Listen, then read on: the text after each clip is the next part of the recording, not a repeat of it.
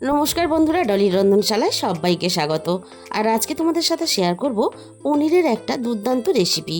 সবজি খেতে ভালো না লাগলে নিরামিষ পনিরের এই রেসিপিটা খুব সহজেই কিন্তু তোমরা বানিয়ে নিতে পারবে। সবজি খেতে কিন্তু সবসময় আমাদের ভালো লাগে না, তাই অল্প একটু পনির দিয়ে এই রেসিপিটা বানিয়ে নিলে ভাত বা রুটি সব কিছুর সাথেই কিন্তু খেতে পারবে। তাহলে আজকে রেসিপিটা শেষ পর্যন্ত দেখার জন্য তোমাদের কাছে আমার অনুরোধ রইল। আমি এখানে রান্নার জন্য 250 গ্রাম পরিমাণ পনির নিয়েছি। এবার আমি পনিরটাকে কেটে নেব। আমি এখানে রান্নার জন্য পনিরটাকে মাঝারি সাইজের টুকরো করে কেটে নেব। তোমরা চাইলে কিন্তু তোমাদের পছন্দ মতো ছোট বড় যেরকম তোমাদের প্রয়োজন হবে সেরকম করে পনিরটাকে কেটে নিতে পারো। আর আমি এই পনিরের রেসিপিটা নিরামিষভাবে শেয়ার করছি, তোমরা চাইলে কিন্তু আমিষভাবেও বানিয়ে নিতে পারো। পনিরটাকে আমি কেটে রেডি করে নিলাম, আর পনিরের টুকরোগুলো ঠিক আমি এরকম মাঝারি সাইজের করে কেটে নিয়েছি। আর এই রান্নার জন্য আমি অল্প একটু ক্যাপসিকাম কেটে নেব। আমার কাছে এই ক্যাপসিকামটা অর্ধেক পরিমাণে ছিল, তাই আমি অর্ধেক ক্যাপসিকামটাই রান্নাতে ব্যবহার করছি। তোমরা যারা ক্যাপসিকাম পছন্দ করো ক্যাপসিকামের পরিমাণটা কিন্তু বাড়িয়েও নিতে পারো, আরও একটু কিন্তু তোমরা কমিয়েও নিতে পারো। এবার আমি রান্নার জন্য একটা মশলা বানিয়ে নেব। এখানে আমি একটা মিক্সিং জার নিয়েছি। মিক্সির জারের মধ্যে আমি প্রথমে দিয়ে দিলাম অল্প একটু কাজু বাদাম, সাথে আমি এখানে দিয়ে দিলাম 1 চামচের একটু বেশি চারমগজ, আর আমি এখানে দিয়ে দিলাম রান্নায় প্রয়োজন মতো অল্প একটু আদা কুচি। সব শেষে আমি এখানে অল্প পরিমাণ জল দিয়ে খুব ভালোভাবে একটা পেস্ট বানিয়ে রেডি করে নেব। আর এই রান্নার জন্য আরও একটা আমি মশলা বানিয়ে নেব। এর জন্য আমি এখানে একটা বাটির মধ্যে চায়ের বড় চামচে 2 চামচ পরিমাণ টক দই নিয়েছি।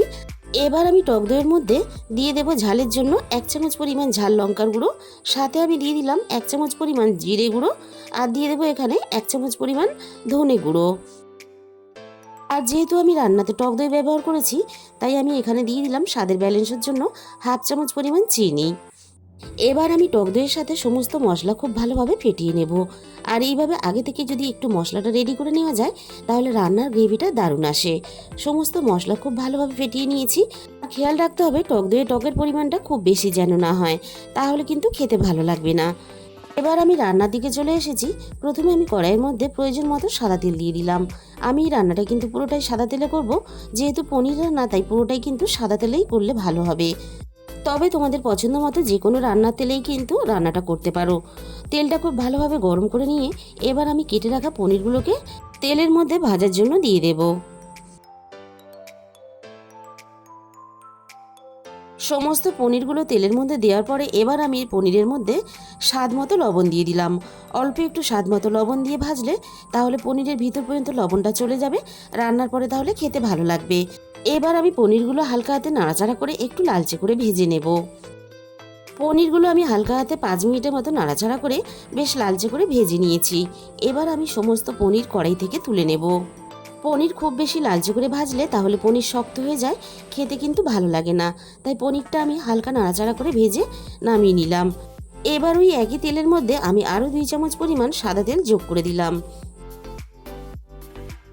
এবার আমি তেলের মধ্যে ফোড়নে দিয়ে দিলাম 1/2 চামচ পরিমাণ গোটা জিরে। এবার আমি এখানে কেটে রাখা ক্যাপসিকামগুলোকে দিয়ে দিলাম। আর এই রান্নাতে অল্প একটু ক্যাপসিকাম দিলে তাহলে রান্নার স্বাদ ও গন্ধ দুটোই ভালো হয়। এবার আমি মিনিট 2 মতন তেলের মধ্যে একটু নাড়াচাড়া করে ক্যাপসিকামগুলো ভেজে নেব। ক্যাপসিকামগুলো নরম হয়েছে, আবার একটু কাঁচা কাঁচা ভাব আছে, এরকম করে আমি ক্যাপসিকামগুলোকে ভেজে নিলাম। আর আমি আগেই বলেছি এই রান্নাটা তোমরা আমিষভাবে করতে পারো।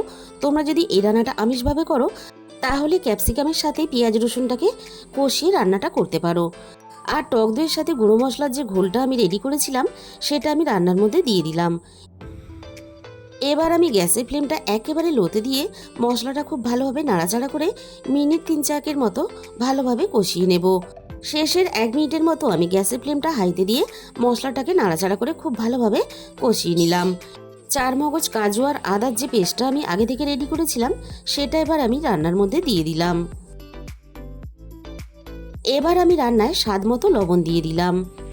এইভাবে নিরামিষ পনির যদি একটু ভালোভাবে রান্না করা যায় তাহলে কিন্তু মাছ মাংস স্বাদকেও হার মানিয়ে দেবে। এবার আমি এখানে মিক্সির বাটি ধুয়ে অল্প একটু জল দিয়ে দিলাম, আর সাথে আমি এখানে 1 মুঠো ধনেপাতা কুচি দিয়ে দিলাম। আর ধনেপাতা কুচি যদি তোমরা ব্যবহার করো এই পনির রান্নাতে তাহলে ঠিক এই সময় কিন্তু দিতে হবে। কারণ শেষের বেলা আমরা যে দুটো উপকরণ রান্নাতে ব্যবহার করব সেগুলো দেওয়ার আগে বা পরে যদি ধনেপাতা কুচি আমরা রান্নাতে ব্যবহার করি তাহলে রান্নার স্বাদটা একটু বদলে যাবে। তাছাড়া ধনেপাতা কুচির পরিবর্তে রান্নাতে কিন্তু কাসুরি মেথিও ব্যবহার করতে পারো। ধনেপাতা কুচিটা দিয়ে আমি মিনিট খানেকের মতো একটু নাড়াচাড়া করে নেব, তাহলে ধনেপাতার সুন্দর গন্ধটা রান্নার সাথে মিশে যাবে। মশলা থেকে সুন্দরভাবে তেল ছেড়ে দিয়েছে, আর এই রান্নার জন্য মশলাটা ঠিক এরকম করে কষিয়ে নিতে হবে। এবার আমি এখানে রান্নার মধ্যে 1 গ্লাস পরিমাণ জল দিয়ে দিলাম। এবার আমি জলের সাথে সমস্ত মশলা নাড়াচাড়া করে খুব ভালোভাবে মিশিয়ে দেব, আর গ্রেভিটাকে আমি মিনিট 5 মতো হাই ফ্লেমে ফুটিয়ে খুব ভালোভাবে রেডি করে নেব। যেহেতু আমরা পনিরটাকে গ্রেভির মধ্যে দেওয়ার পরে খুব বেশিক্ষণ রান্না করব না, তাই গ্রেভিটা আগে থেকে একটু ফুটিয়ে রেডি করে নিলে তাহলে রান্নার স্বাদটা ভালো হবে। এবার আমি এখানে গ্রেভির মধ্যে সমস্ত ভেজে রাখা পনিরগুলোকে দিয়ে দিলাম। আর বন্ধুরা, যে কোনো নিরামিষ দিনে হোক বা বাড়িতে কোনো গেস্ট আসলে এই রেসিপিটা বানিয়ে কিন্তু তোমরা লুচি বা পরোটার সাথে বা রাইসের সাথে পরিবেশন করতে পারো। পনিরটাকে আমি গ্রেভির মধ্যে আরও 5 মিনিটের মতো রান্না করে নেব। আর আমি খুব কাছে থেকে তোমাদের দেখিয়ে দেব, রান্নাটা দেখতে যতটা লোভনীয় হয়েছে খেতে কিন্তু তার থেকে অনেক বেশি ভালো হয়। পনিরটা আমি গ্রেভির সাথে খুব ভালোভাবে রান্না করে নিয়েছি, আর গ্রেভিটা কিন্তু আগের থেকে বেশ অনেকটাই গাঢ় হয়ে গেছে। এবার আমি রান্নার মধ্যে সবশেষে দিয়ে দেব 1 চামচ পরিমাণ গরম মশলার গুঁড়ো। আর আমি রান্নার মধ্যে সবশেষে দিয়ে দিলাম 1/2 চামচ পরিমাণ ঘি। ঘি গরম মশলা গুঁড়োটা নাড়াচাড়া করে খুব ভালোভাবে মিশিয়ে দেব। আর ঘি গরম মশলা গুঁড়োটা নাড়াচাড়া করে মিশিয়ে দিলেই কিন্তু আমাদের এখানে রেডি হয়ে গেল দারুণ একটা পনিরের রেসিপি। আর বন্ধুরা, এই রেসিপিটা একদিন হলেও তোমরা বাড়িতে অবশ্যই ট্রাই করে দেখো। বাড়ির ছোট থেকে বড় সবাই কিন্তু খেতে খুবই পছন্দ করবে। তাহলে বন্ধুরা, আজকের এই রেসিপিটা ভালো লাগলে প্লিজ একটা ভিডিওতে লাইক করে দিও, আর প্রচুর প্রচুর নিজেদের বন্ধুদের মধ্যে শেয়ার করে দিও। আর আমার চ্যানেলে যে সমস্ত নতুন বন্ধুরা এখনও পর্যন্ত আমার চ্যানেলটাকে সাবস্ক্রাইব করোনি, এরকম নতুন নতুন রেসিপি পেতে অবশ্যই আমার চ্যানেলটাকে সাবস্ক্রাইব করে পাশে থাকা বেল আইকনটা অল করে দিও। তাহলে আমি যখনই কোনো নতুন রেসিপি আপলোড করব সবার আগে তোমাদের কাছে পৌঁছে যাবে। আর তোমাদের মূল্যবান সময় দিয়ে আমার এই রেসিপিটা শেষ পর্যন্ত দেখার জন্য তোমাদের সবাইকে অসংখ্য ধন্যবাদ। আজকে তাহলে এই পর্যন্ত, তাহলে দেখা হবে অন্য কোনো নতুন রেসিপির সাথে।